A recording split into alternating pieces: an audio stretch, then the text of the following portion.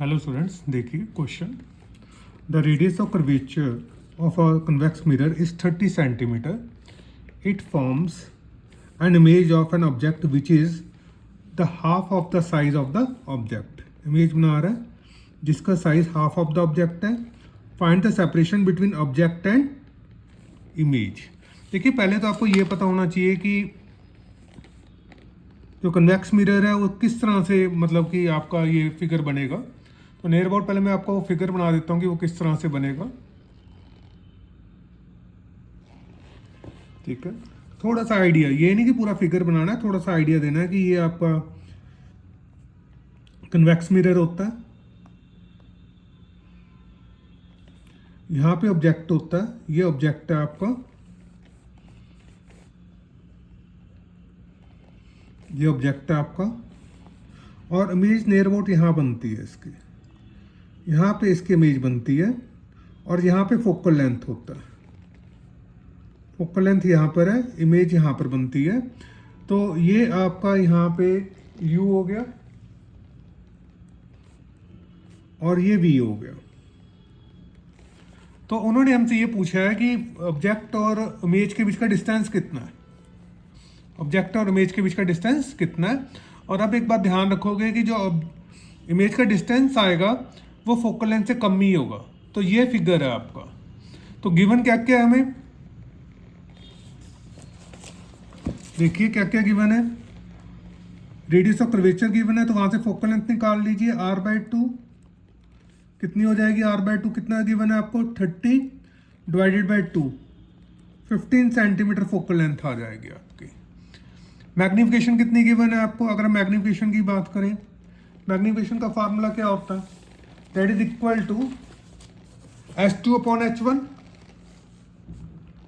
S2 upon H1.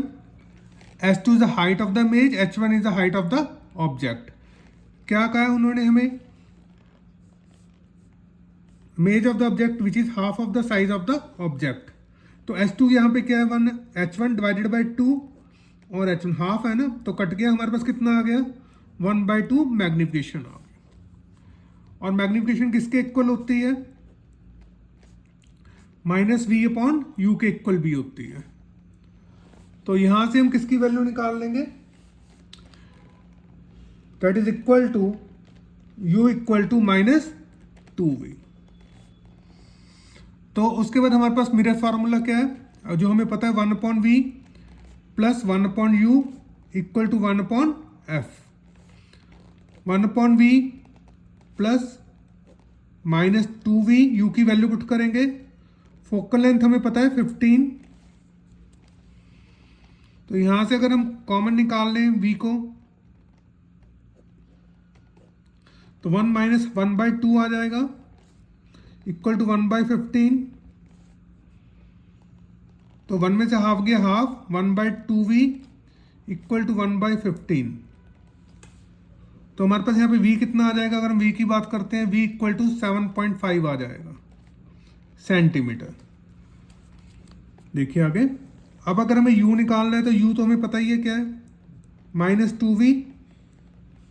तो जो हमारा V आ गया उसको 7.5 से मल्टीप्लाई कर दिया, कितना आ गया? -15 सेंटीमीटर आ गया. Distance equal to U plus V जो उन्होंने पूछा है. सेपरेशन U हमारे पास कितना है? 15 और ये कितना है? 7.5. कितना आ गया? 22.5 सेंटीमीटर सेपरेशन डिस्टेंस आ गया. क्लियर? समझ आ गया आपको? अगर समझ आ रहा है तो इसको सब्सक्राइब कीजिए, लाइक कीजिए और शेयर कीजिए.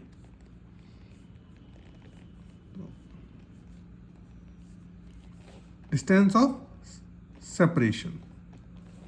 तो this is the answer. Important question है.